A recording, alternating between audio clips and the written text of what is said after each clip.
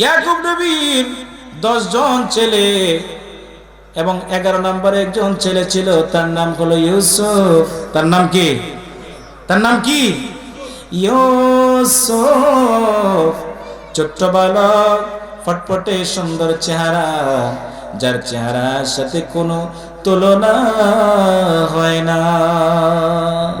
ইউসুফ নবী যখন জন্মগ্রহণ করেছে, অন্যান্য ভাইয়েরা দেখে তার পিতা পয়গম্বর ইয়াকুব নবী সব ভাইদের চাইতে বেশি ইউসুফ রে আদরটা একটু বেশি করে। সুবহানাল্লাহ, আদরটা একটু এই যে বেশি করে। অন্য ভাইয়েরা মনের ভিতরে হিংসা, কি ব্যাপার, আমরা একজন নয়, 2 জন নয়, 10টা ভাই রয়েছি, এরপরে আমাদের বাবা পয়গম্বর ইয়াকুব নবী আমাদের বাবা ইউসুফরে বেশি বেশি আদর করে, যে আদরের কারণে আমরা 10 ভাইয়ের আদরের এখন ঘাটতি পড়ে গেছে। ঘাটতি, কয়েকজনে মিলে সিদ্ধান্ত করলো ইউসুফকে মেরে ফেলতে হবে। বলো নাউজুবিল্লাহ।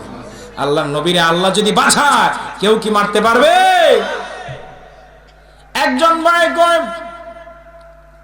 ভাই কয় ইউসুফকে মারা যাবে না, আমরা বহুদূর ইউসুফকে একটা কুয়ার ভিতরে ফেলে দিব। নাউজুবিল্লাহ। ইউসুফ রে কুয়ার ভিতরে ফেলে দিব। ওইখানে ইউসুফ কুয়ার ভিতরে পড়ে গেলে কোনো একটা পতিকে নিয়ে যাবে, আমার ভাইও বেঁচে থাকবে, এদিক দিয়ে আমরা বাবার আদরও পাইব।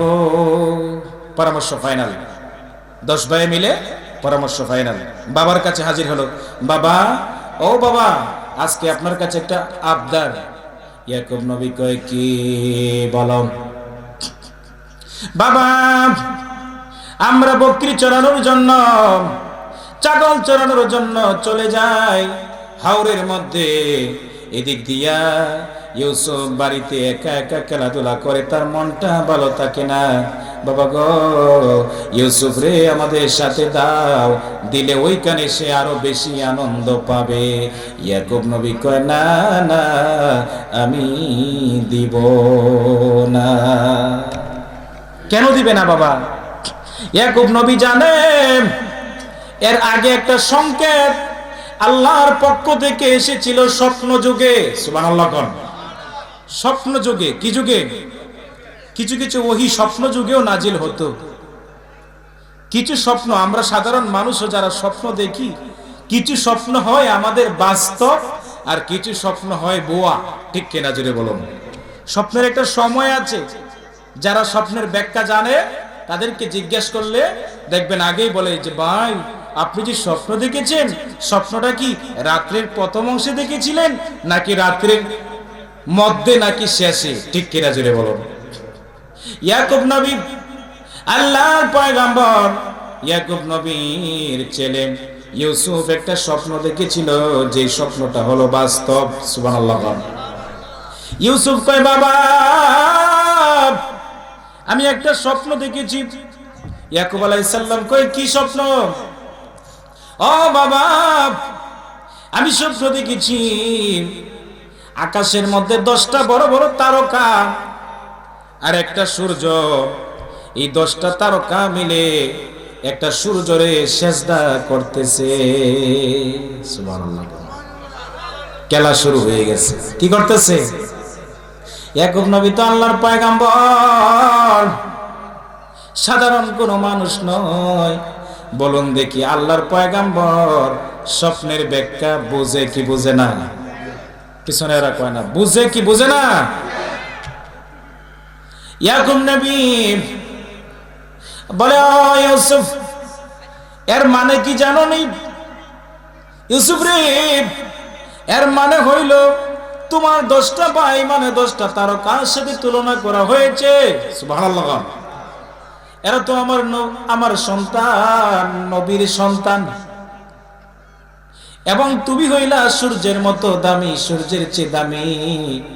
একদিন তোমার 10 ভাই তোমাকে সম্মান করবে, তোমার আদেশ পালন করতে বাধ্য হবে। এই বলিয়া এক পয়গাম্বর কয়, সন্তানেরা রে, আমার ইউসুফকে দিব না, তোমরা আমার ইউসুফকে হেফাজত করতে পারবে না। অন্য সন্তানেরা কয়, বাবা আপনার কাছে ওয়াদা রাখলাম, ইউসুফ রে দেন, ইউসুফ রে দেন, আপনার কাছে ওয়াদা রাখলাম। অবশেষে ইয়াকুব নবী রাজি হয়ে গেল, লয়ে গেল হাওরের মধ্যে। হাওরের মধ্যে যাওয়ার পরে দূর দেশে যখন নিয়ে গেল আল্লাহর পয়গাম্বরকে, কিছুক্ষণ পরে দেখা গেল তার সব ভাইরা ইউসুফ রে কেউ তাপ্পর মারে, কেউ ঘুষি মারে। ইউসুফ নবী কই, ব্যাপার কি? ও ভাইরা, আপনারা আমার সৎ ভাই, আপনারা না বাবার কাছে ওয়াদা দিয়েছেন আমাকে খেলাধুলার জন্য, আনন্দের জন্য এনেছেন, কেন আমাকে মারেন? কয়, তোর জন্য আমাদের আদর নাই, মহব্বত নাই, আজকে তোরে রাখবো না, তোরে শেষ করে দিব। কন্যা আউযুবিল্লাহ। আল্লাহ বাঁচাইলে কি মারতে পারবে? জেরে বলুন, পারবে? কূপের কাছে নিয়ে নিষ্ঠুর পাষাণ বাইরা। আর এখন তো যুগ এমন হয়ে গেছে, দুনিয়া ধ্বংসের পথে এমন হয়ে গেছে যে নিজের আপন মায়ের পেটের সহোদর ভাইরা পর্যন্ত আরেক ভাইকে কুয়ার মধ্যে ফালতে চায়। ফালতে চায় কি চায় না? নিষ্ঠুর ভাইরা একটা ধাক্কা মেরে ইউসুফ রে কূপের মধ্যে ফেলে দিল। কন্যা আউযুবিল্লাহ। নিষ্ঠুর ভাইরা যখন কূপের মধ্যে ফেলে দিল, কয়, তোমরা আমারে কেন কূপের মধ্যে ফেলে দিলা? বলুন দেখি, কূপের মধ্যে যদি ফেলে দেয় তাহলে যারা ফালে তাদেরই ক্ষতি হয় পরের জন্য। ফাঁদ পাতিলে নিজে ফাঁদে পড়তে হয়। বলেন, পরের জন্য ফাঁদ পাতিলে নিজে ফাঁদে পড়তে হয়, পরের জন্য গর্ত করলে নিজে পরে মরতে হয়। ঠিক কিনা? পরের জন্য গর্ত করলে নিজে পরে। ইউসুফ কুয়ার মধ্য থেকে কান্দে, আল্লাহ বিপদে পড়িলে আল্লাহ উদ্ধার কইরা লইও।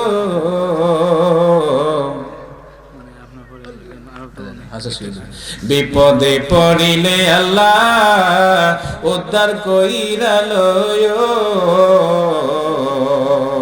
তোমার রহমতের খাতিরে বিপদ পার কইরা দিও। কূপে পড়ে কান্দে ইউসুফ, হায় রে হায়, মরণ কালে না দেখিলাম মাপ বাপ মায়, মরণ কালে না দেখিলাম বাপ মা। এই কুয়া থেকে আল্লাহ উঠাইয়া কুয়া থেকে উঠাইয়া আল্লাহ মিশরের বাদশা বানায় দিয়েছে। সুবহানাল্লাহ। আল্লাহ পারে কি পারে না? সকল ক্ষমতার মালিককে। ইন্নাল্লাহা আলা কুল্লি শাইইন কাদির।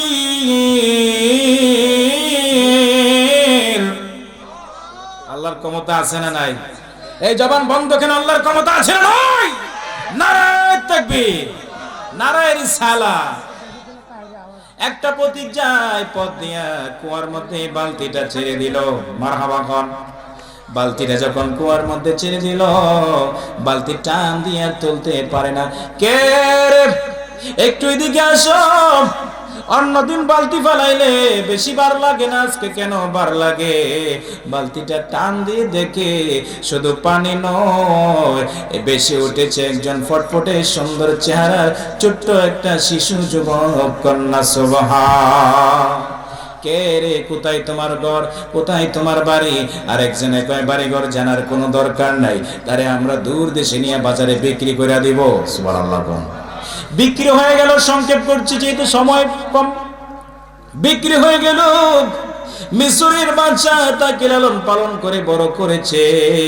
এখন বহুদিন পর ওই কেনান দেশে, ইয়াকুব নবীর দেশে খাদ্যের অভাব পড়েছে। সুবহানাল্লাহ। খাদ্যের অভাব পড়েছে, যাইতে হবে মিশরে, যাইতে হবে মিশরে। চিল্লা এখন মারহাবা। যাই হোক, আমি 2 মিনিট মাত্র, 2 মিনিট মারহাবা। 10 ভাইয়েরা কয় মিশরে যাইতে হবে। মিশরের বাদশাকে, মিশরের বাদশা হলো পয়গম্বর, ওই যে ছোট্টবেলার ভাই ইউসুফ। সুবহানাল্লাহ। চলে গেল ইউসুফের সামনে। ইউসুফ কয় কেনান দেশ থেকে এসেছে। সাথীরা কয়জন? কয় সাথীরা 10 জন। আমার সামনে আসতে বলো। ইউসুফ নবীর সামনে যখন চলে গেল, ইউসুফ নবী কয় তোমরা তো কেনান দেশের ডাকাত, তোমরা এজিকার, তোমরা কেনান দেশের ভালো মানুষ নয়। বাদশা বলছেন, বাদশাকে তো তারা চিনে না। তোমরা তো ডাকাত। কয় না, আমরা খাদ্য নিতে এসেছি।